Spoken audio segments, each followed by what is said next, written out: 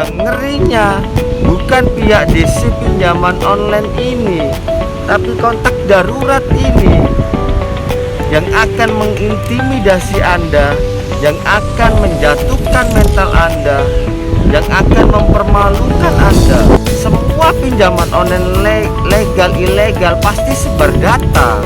Hutang ini akan menjadi bom waktu di kemudian hari ketika Anda punya prinsip hutang dibayar hutang, dan hutang ini akan bisa menjadi suatu bencana bagi Anda. Halo guys, bertemu kembali dengan saya Pablo. Welcome back to my channel. Apa kabar kalian semua hari ini?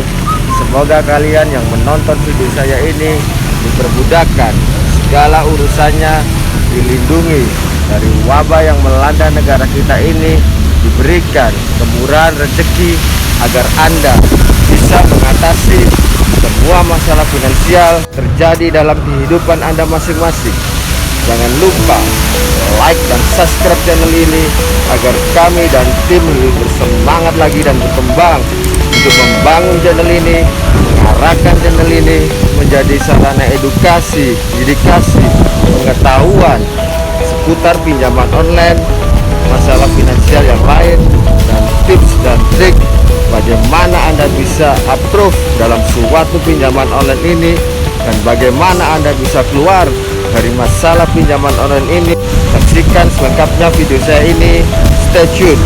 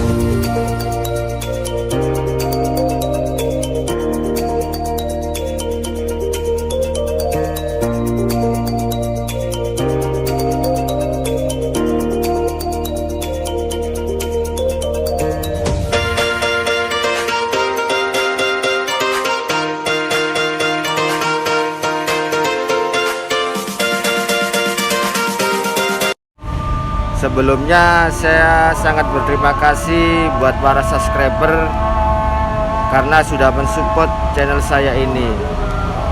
Oh ya, anyway, jangan lupa kalian mengikuti giveaway saya dengan total hadiah senilai 450 dan masing-masing mendapatkan 150k.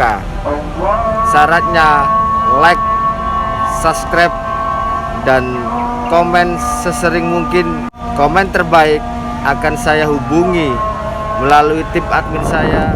Kita akan bahas apa sih resikonya ketika Anda gagal bayar di suatu pinjaman online legal. Galbe atau gagal bayar adalah ketika nasabah atau debitur ada unsur kesengajaan, baik itu punya uang ataupun tidak punya uang untuk tidak melakukan pembayaran di suatu badan pendanaan. Kalau kita ngomong tentang legal atau legalitas atau resmi, apapun yang namanya legal itu pasti berbadan hukum, baik itu secara lisan ataupun tulisan. Dan legal ini pun bernaung dalam suatu departemen pemerintah dan wajib mengikuti tata cara dan aturan dalam menjalankan aktivitas usahanya.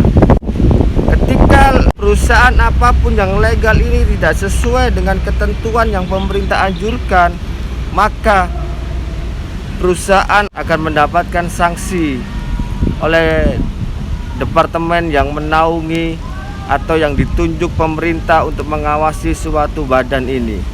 Yang perlu Anda ketahui, badan pendanaan online ini ada dua opsi, dan ini selalu bertanya-tanya pinjol lovers ini. Mereka selalu bertanya, dan sudah saya jelaskan berkali-kali dalam video saya. Kredit online dan pinjaman online. Kredit online suatu badan pembiayaan yang diperuntukkan untuk mengambil barang, dan Anda mendapatkan limit kredit untuk pembelanjaan. Mungkin dulunya hanya mengambil barang dan Anda bisa membeli barang dan mendapatkan limit, tapi di era perkembangan zaman ini mereka mulai merambah ke arah peer-to-peer lending, atau mereka bisa meminjamkan dana tunai. Kredit online ini bukan pondasi legal Anda. Berbeda dengan pinjaman online. Pinjaman online ini pure meminjamkan sejumlah uang tunai kepada debiturnya. Anda wajib tahu bahwa kredit online ini mempunyai dua limit belanja dan limit pengambilan uang. Tapi umumnya mereka berdiri awalnya adalah pembiayaan untuk belanja barang. Apa sih resikonya ketika kita tidak membayar di suatu pinjaman online legal? Kebanyakan dari pinjol lovers, ketika dia meminjam uang di suatu platform pinjaman legal, mereka tidak mau memahami tentang klausul tentang perjanjian pinjaman. Ada bunga harian yang Anda harus bebankan di situ. Mungkin Anda berpikiran yang penting saya dapat, nanti masalah bayarnya itu urusan belakang. Bukan seperti itu.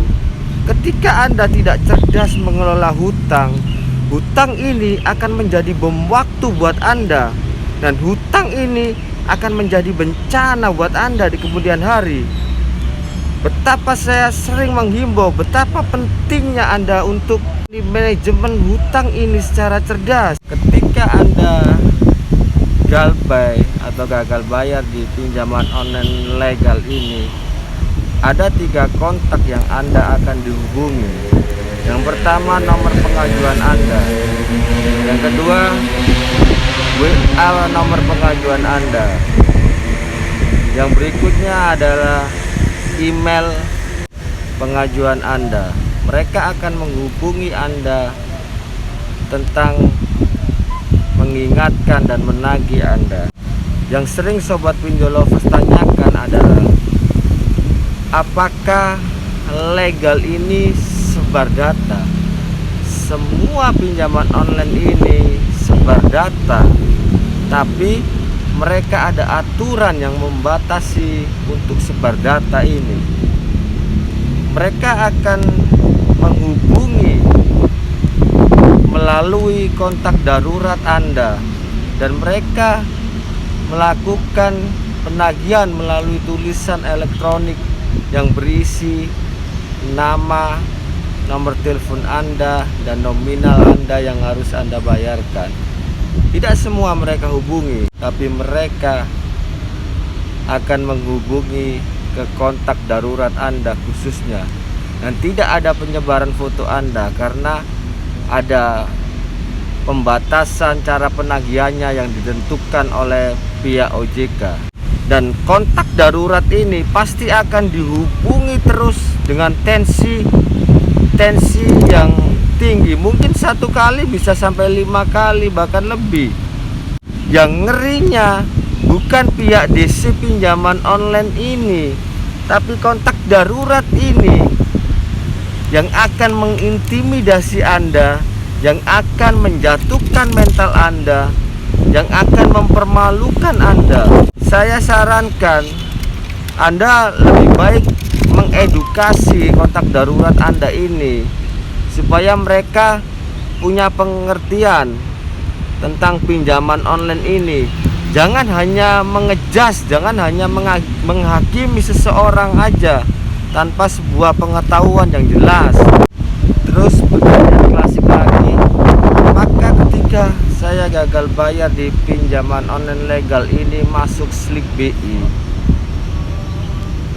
Slick BI itu diperuntukkan untuk debitur perbankan, sedangkan pinjaman online ini punya push dan file, pusat data fintech lending.